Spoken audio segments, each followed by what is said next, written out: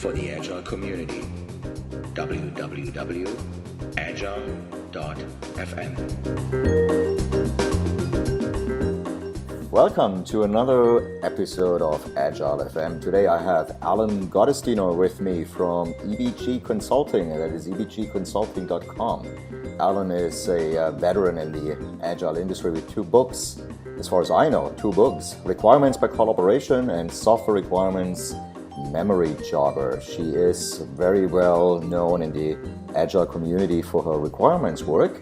But today I'm going to speak with Alan about products, because she's currently, not only currently, for a long time, has been a product coach. But before we do that, welcome to the podcast, Alan.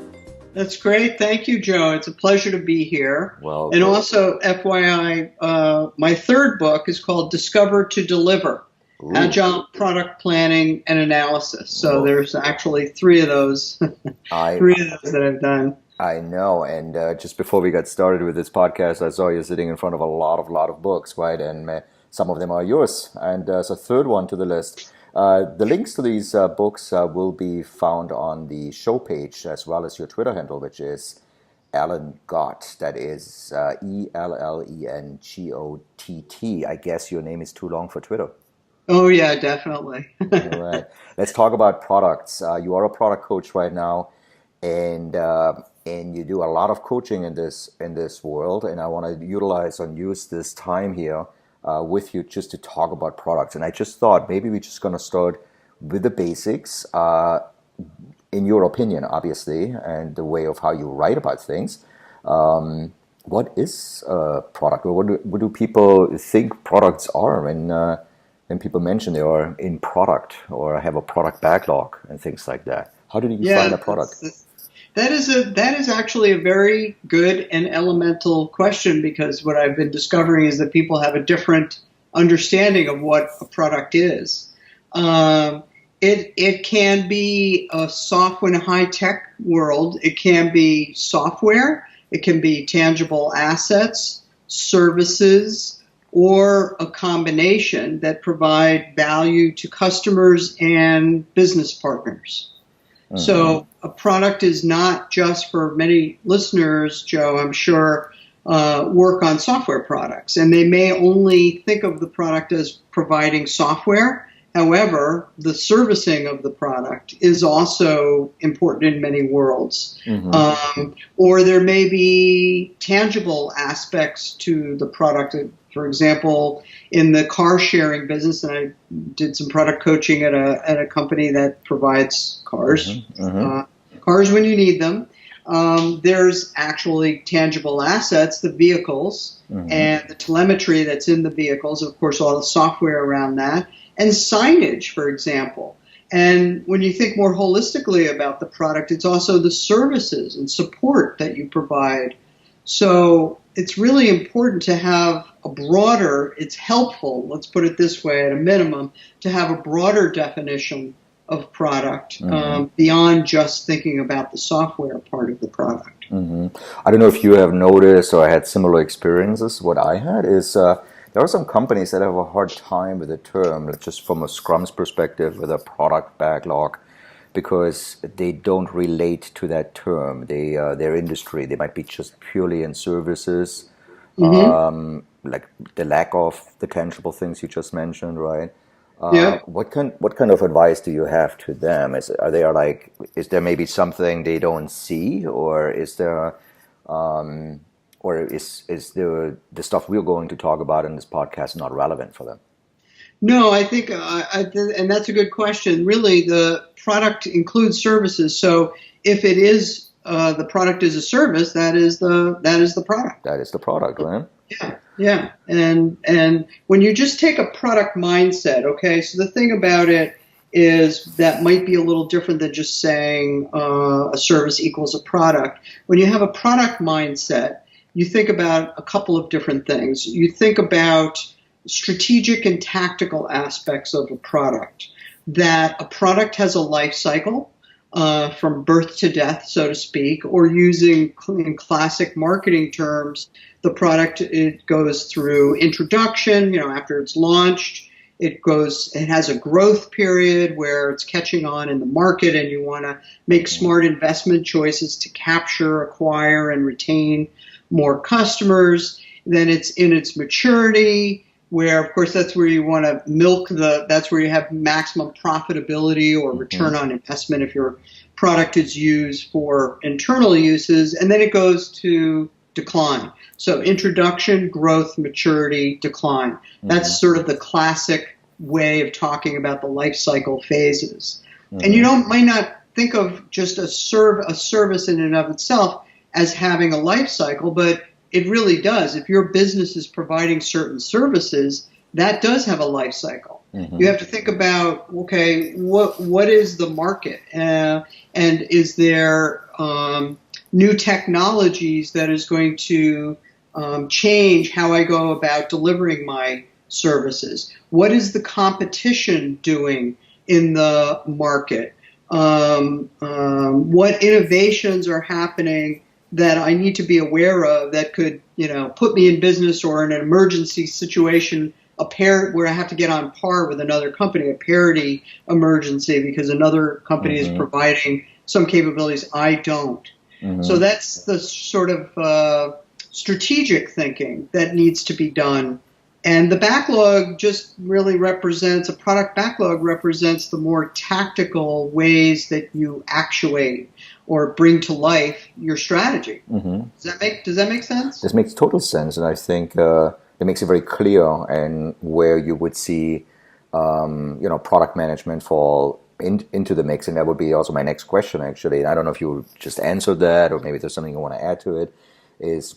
Because we are at the basics, right? So we took a touch on the product. What is a product? But what is product management? And are there any kind of common misunderstandings out there? I don't want to use the word agile yet, but just general product management. Yeah. Well, there is a lot of misunderstandings. Product management, really, it's a discipline. And in some ways, it's a nascent or newer discipline, but in some ways not, because the idea came from, let's say, I think it was Procter and Gamble back in the 50s, where they would have, there's a television show now, I'm trying to think of the name of it, that was on HBO that talked about that was all about having marketing men, so to speak, that would look after the product. But product management includes market research and analysis, finding product market fit, which means that you have a good market, you have a product that is serving a good market, and they fit well together. It's doing things like understanding what is the competition doing, competitive intelligence, continually doing discovery, understanding users and their problems and opportunities. And it's certainly the things that get closer to tactical work that a lot of Agile teams work on, like actually developing. And then there's also training and servicing on the product and revising it. And even product management is a broad discipline. It includes how do we go about launching? How do we handle pricing? And often product management also includes marketing, inbound and outbound marketing. Not all the time. Sometimes there's a parallel operation in larger organizations with marketing, but they're very tightly coupled together. Maybe even retiring a product. Yep. And that's another aspect. So it's a whole life cycle, overseeing the whole health and life cycle of a product or a product area if you have a really broad product. What kind of misunderstandings do you see out there around that? I mean, I know there is a wealth of different aspects to product management. Is it that people just see very isolated things, or are there any other issues you see with folks out there when they see product management? When they see product management? Well, I think there is, and this is just from what I've seen, so it's my view.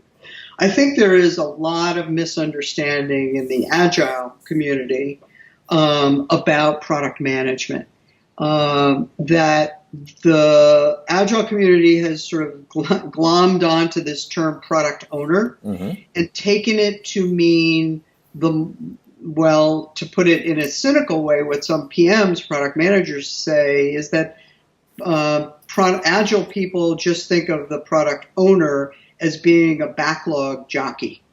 And they just, they're just overlooking this backlog. Mm-hmm. And of course, when you look at the Scrum Guide talks about overseeing the value of the development team's work through backlog management. And so it's almost an unspoken that the product owner also has product management responsibilities, but it's not explicit. Mm-hmm. And the word strategy never appears anywhere in the Scrum Guide. Mm-hmm. So there's a dearth of guidance in that, at least let's talk about the Scrum Guide, and from which much of Agile has spawned. There's not a lot of guidance within that that artifact, let's say, that tells people, what product ownership is really a role that is in the whole product management space. Mm-hmm. Does that make sense? That makes total sense, yes. But what you're saying is actually, I'm almost, I want to ask you, obviously, I don't want to put words in your mouth, obviously, is there even such a thing as Agile product management based on your definition? Isn't there just product management out there? And there's a way of either doing it Agile or non-Agile? I agree. I totally agree. Mm-hmm. Yep. And a great PM, a great product manager will exploit, make use, engage in using Agile practices. Mm-hmm. So, things where you do using hypotheses and quick iterations and continual discovery and delivery and do validation, understand your users, whatever tools pick the tool you want, jobs to be done, personas, empathy maps, and understand the users and their context, even, borrowing in a lightweight way from user experience techniques like contextual inquiry, that all of those practices, the principles from Agile applied to product management really amplifies the value of the product and the work of product management. So they're really kissing cousins. Okay. All right. So you have just mentioned a few concepts and tools how to explore product management in general. Do you mind just giving the listeners out there some form of guidance around how do companies, what do you see when you work with clients on product coaching? How do they start new products? You mentioned, for example, discovery for a little bit, discovery sessions. Can you just walk maybe on a higher level, but take a deeper dive wherever you want, right? But just walk us through, how would you envision something like this would work for an Agile project? Let's take a focus. We're here on Agile.FM, right? So we want to obviously talk a little bit of Agile.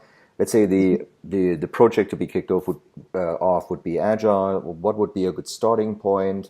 How would you typically see teams go towards a backlog?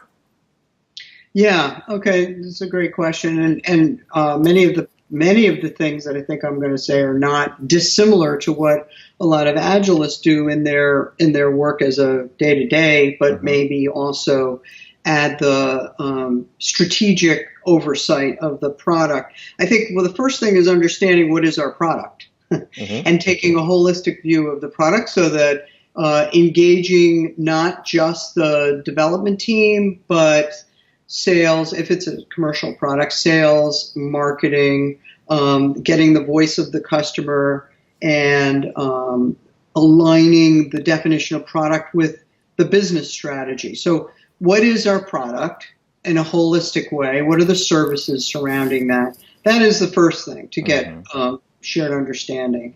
And then I don't want to give this is a specific order, because there's some stuff that's strategic and some stuff that's more tactical. But everyone in the community should understand what is the product and what is the vision for the product. And the vision, of course, is something that is inspirational and long-term, and may, depending on the age of the organization and the product itself, it may morph and change, and should with the market. I mean, Look at Netflix as an example of how they're essentially providing the same product, but with completely different technology and newer, different markets. All right. So the vision of the product is really important. And the other aspect that I find that I bring into the work that I do is looking more holistically at the people that are traditionally called stakeholders. I don't like that term, stakeholders. I think it's mentally off-putting and also makes me think of putting a stake in the heart of a vampire. Stake, we're going to put it, these are stakeholders. Arr. Well, anyway, I guess I'm mixing metaphors, yes. Parrots and vampires.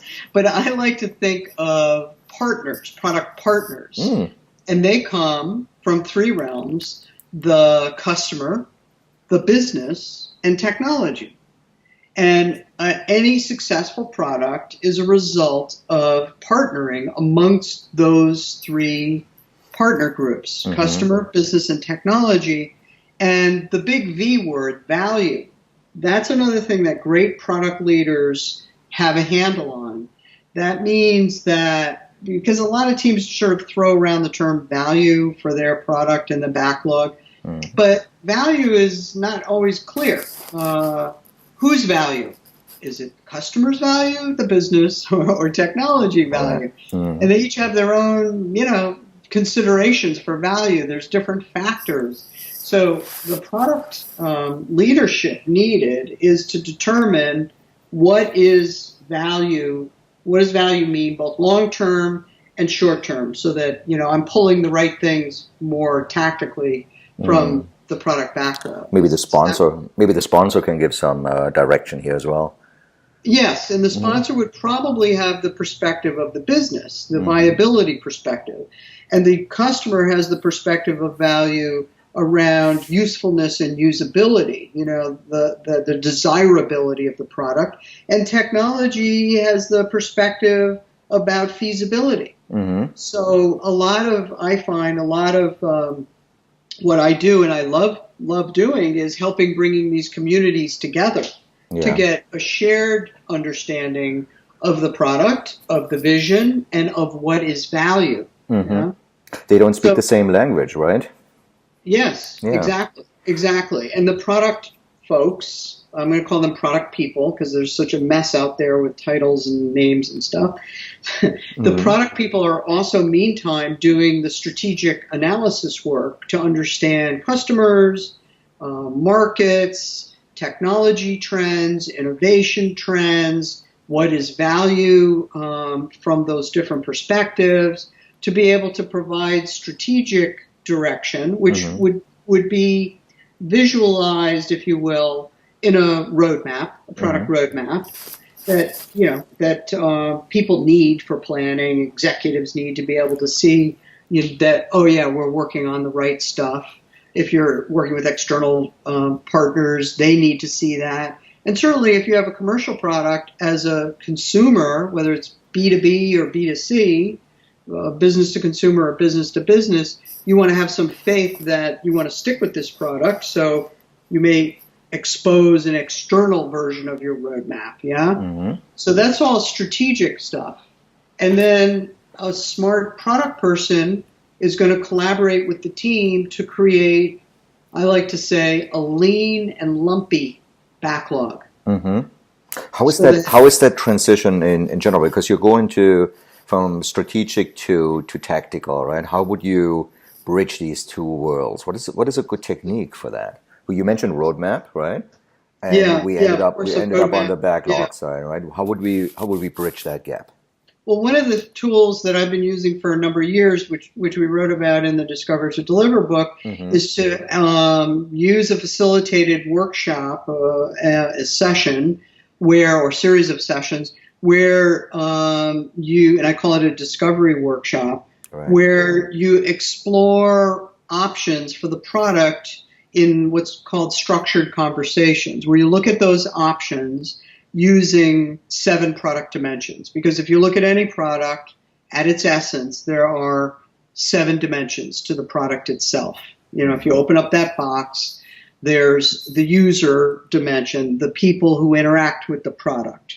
There's the interface dimension, which is how do those users connect to the product. There's the action dimension, which is what are the capabilities and behaviors and tasks that a user can do with the product or that the product provides, to those users. And then there's data, right? So that's the persistent information that's you're acting on data. And there's the control dimension, which is rules, policies, regulations that constrain behavior or in many cases assert structure to the data, yeah? So that's 4 of them: user, interface, action, data, control. That's 5 actually. And then there's another one is the environment dimension. So what's the platform? What's the hardware, software platform? And if you have a physical product, it's very important to know what the component parts are. All right. And then there's quality attributes, which most people mistakenly call non-functionals, but it's only one of the 3 non-functionals.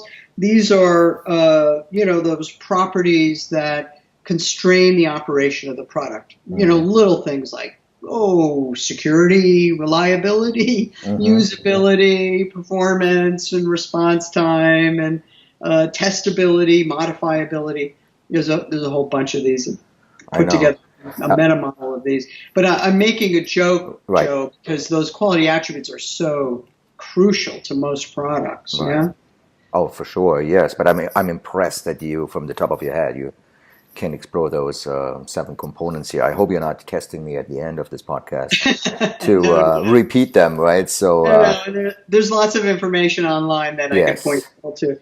But right. I've worked with those all the time. Of course. But to your answer of being able to, let's say, navigate across the gradient of strategic and tactical thinking, if we think of the strategic view as sort of the big view, and the tactical as the now view, maybe that's an iteration or your whip if you're using Kanban, the strategic maybe being your roadmap. And you have something in that gradient in between, which we call the preview, which is like a release level.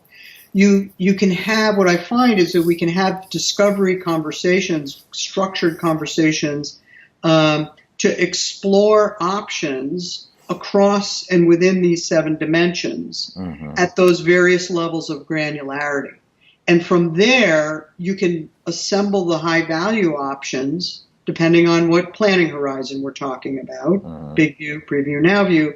You assemble the high value ones, and those are going to become the backlog items. Right. They might be big chunky features, they might be much smaller stories or chunky stories. Right. So this is actually a very good point you just made. You refer to it as backlog items and stories. Your world, your books and things you have written is very much about requirements. The term requirements, though, is in the Agile community, it seems to me not very popular. We're trying to tiptoe around the word requirement. How do you feel about that being published in the world? How do you see these things? But for me, there's a lot of requirements work out there, and some of those books I have read in the late 90s, early 2000s. I just recently had Jerry Weinberg on, just to name one. Really influenced my career and still does today. And they're talking about requirements.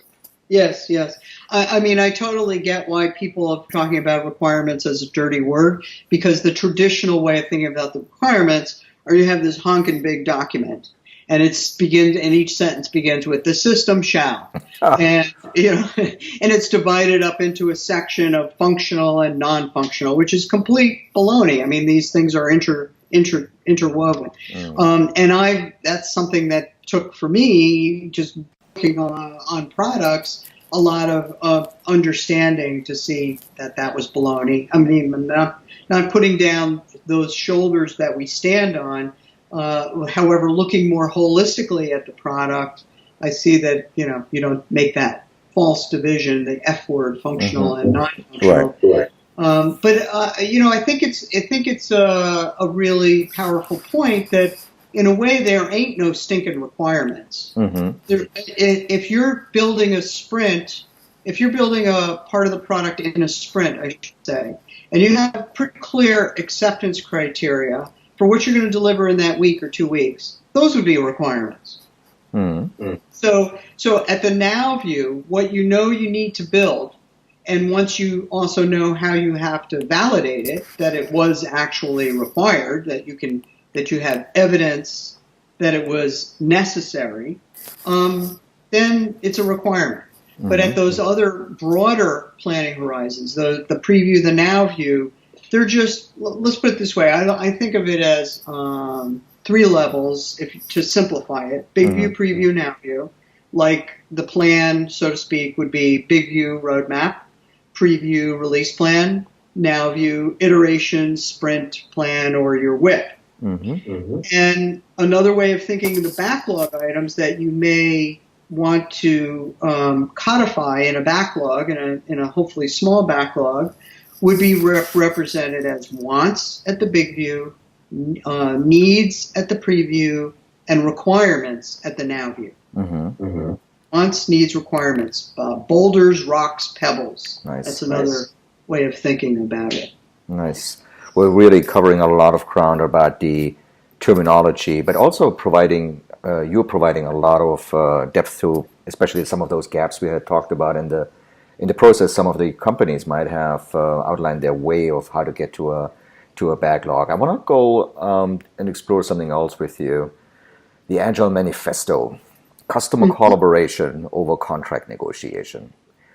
How does that statement, because we are talking about agility here, how does that impact your view on product management? That's an interesting question, and that gives me some food for thought that I had never been asked that question about. How does that customer collaboration over contract negotiation? Well, I think it's totally aligned to great product management, because great PMs are going to be out. You could almost make a rule that you're with the customer at least 1 day a week, and actually the team as well with the customer. Whether you're using a variety of discovery methods. So the customer collaboration is essential to know what is the problem the customer has, what is the opportunity. It's said that a great product person, I can't remember who said this, but I really like this idea, doesn't get into the trap of the solution, but they fall in love with the customer's problem. Fall in love with the customer's problem. And when you do that, then you're going to really be eager and motivated to help them solve that problem and not be closed off to the means by which you solve the problem. Do you see product managers, I'm not saying product owners necessarily, because it's a bigger thing, as we learned earlier, right? Do you see there is more collaboration in recent years on product management since the introduction of Agile, or do you see any changes in that world? More collaboration between product management folks and maybe gluing together, like what you mentioned earlier, customer, business, technology, in collaborating more, because in traditionally, like years and years and years ago, there were like specifications, right, before we entered the world of Agile, and there was perhaps a contract. Now, if you go out there and ask successful product managers, was there a contract, and then you just build to the specification, they would probably say never. There was always some form of change in shaping the solution. But now the Agile Manifesto really puts an emphasis on exactly that, right? And do you see there is an increase in the industry among different parties within an organization to have a more collaborative product development process? I think it really depends on the organization. I think that those organizations that have been transitioning to Agile have been getting better at that, because they recognize that the guidance for success needs to come from a product mindset and from whoever that product person, whatever that role is called in the organization. I think that I think we could do a lot better in bringing together the product management community and the Agile community. And, to that end, that's been something that's been bugging me for many years. And to that end, like we started here in Boston, so I'm based in the Boston area, we have a not-for-profit group called Agile Product Open. Mm-hmm. And we are a not-for-profit that is affiliated with Boston Product Management and Agile Alliance. So they're one of our sponsors. And we're all about bringing Agile principles and practices to product management. So we're in a small way trying to do that. And there's also, in the Agile Alliance, there's an initiative that I picked up, quote, being director of, called Agile Product Management. Mm. And so, we're getting things. We got some stuff going, started up in Canada, an Agile Product Open, as well as down in South Africa. We're looking to do some stuff in Europe. I think we need to do a lot better. Mm-hmm. Honestly, the critique in the Agile community is it's sort of a lot of inside out thinking, and I don't know that. I think it's getting better, but I think that a lot of Agilists who come from a very technical background, mm-hmm. Or have project managers who have sort of converted over to Agile thinking are not aware of the art, science, and discipline of product management. Mm-hmm. So, that's a gap. And then on the side of product management, they're maybe a little jaded and not understanding how useful the principles of Agile can be to product development. Mm-hmm. So I think we have opportunities for much better collaboration and understanding in both of these communities. Mm-hmm. Yeah, I agree.